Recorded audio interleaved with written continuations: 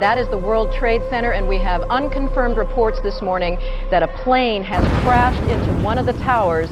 We just got a report in that there's been some sort of explosion at the World Trade Center in New York City. An incredible plane crash into the World Trade Center. Today we've had a national tragedy. 2 airplanes have crashed into the World Trade Center in an apparent terrorist attack on our country.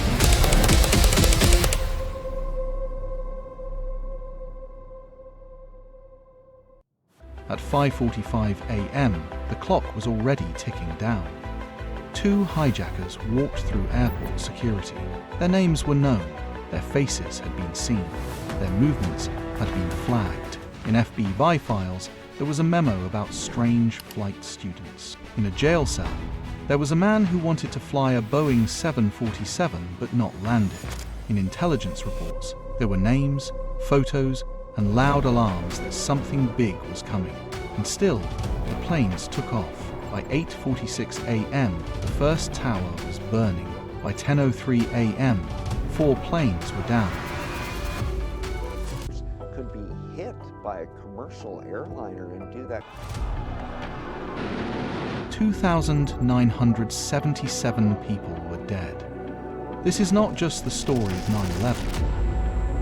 This is the story of how 19 men, 1 terrorist leader, and a plan that took almost 3 years to build ended up killing 2,977 people on a Tuesday morning, and how a stack of memos, sitting in the wrong inboxes, might have stopped it. Rewind to 1996. A cave complex in Tora Bora, Afghanistan.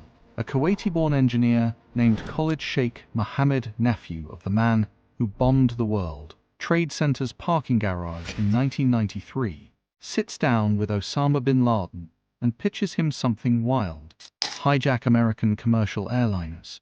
Don't land them anywhere. Fly them straight into buildings. Bin Laden says, no. Too complicated. Too many moving parts.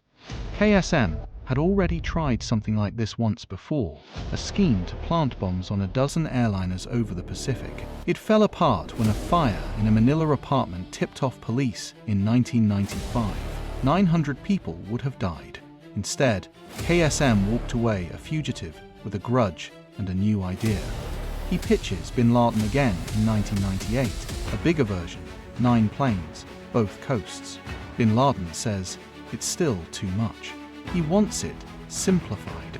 Then, in late 1998 or early 1999, something changes.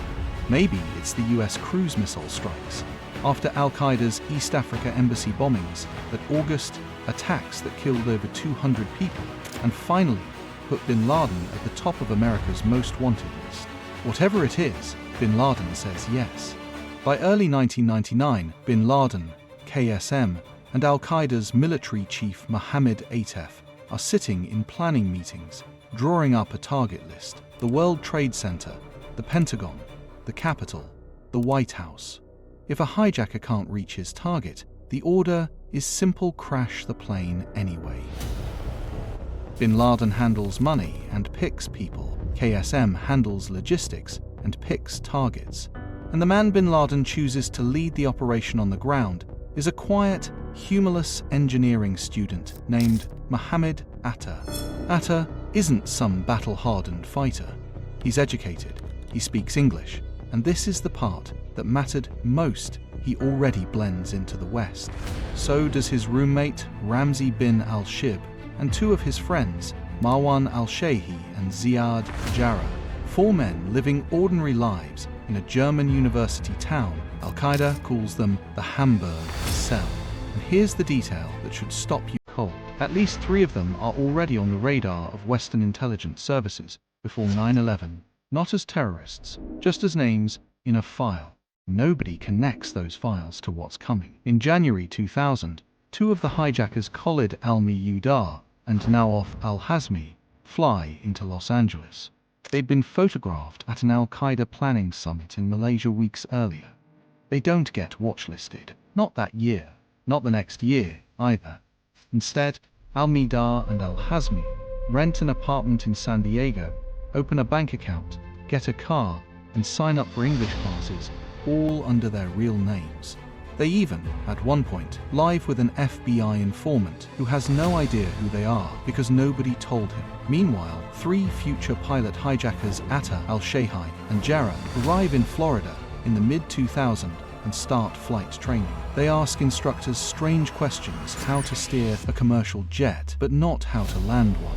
By July 2001, an FBI agent in Phoenix, a field agent, notices the same pattern. Suspiciously large numbers of men with ties to radical groups enrolling in US flight schools. He writes it up. He sends it to FBI headquarters, flagged for the Bin Laden unit. In August 2001, 3 weeks before the attacks, a French-Moroccan man named Zacharias Moussaoui is arrested in Minneapolis. He'd walked into a flight school and asked to learn how to fly a Boeing 747. Not take off, not land, just fly it. He pays in cash, seems uninterested in becoming a licensed pilot, and gives instructors a bad feeling. The school calls the FBI. Agents pick him up on an immigration violation and start digging, and what they find is alarming enough. Field agents want to search his laptop. They believe he's connected to a hijacking plot. Headquarters lawyers say there isn't enough evidence for a warrant. The request gets denied. He is never connected to the Hamburg cell before September 11th. He's just a guy in a cell 3 weeks before the worst terrorist attack in American history.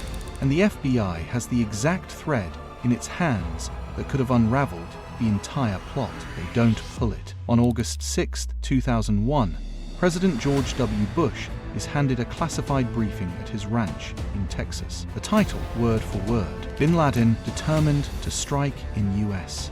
It warns that Al-Qaeda operatives already inside the country are prepping for something possibly a hijacking. On August 23, 19 days before the attacks, Mossad hands American officials a list of 19 names it believes are planning an operation against the US, among them Mohammed Atta. 8 days later, Atta is still free, still planning, still buying plane tickets. Remember that clock from the beginning? By now, it's almost out of time. Atta and his connecting flight land in Boston.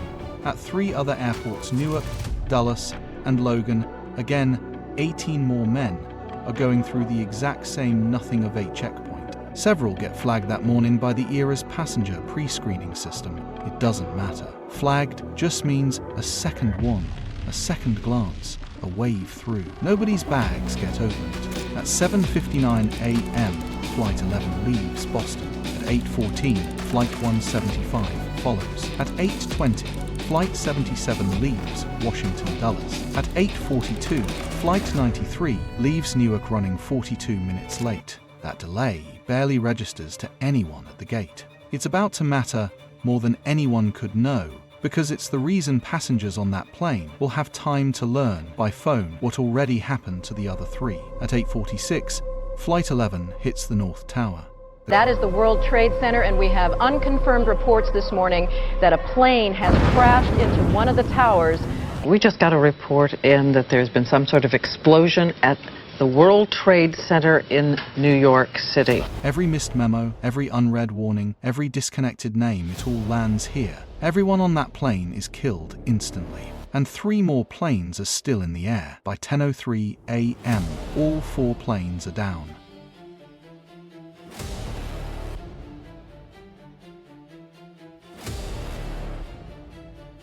Nearly 3,000 people are dead, including all 19 hijackers. Within days, the FBI opens the largest investigation in its history and identifies every hijacker mostly because, as one investigator later put it, almost none of them bothered to hide their real names. Men who spent 2 years disappearing into American life. Khalid Sheikh Mohammed is captured in Pakistan.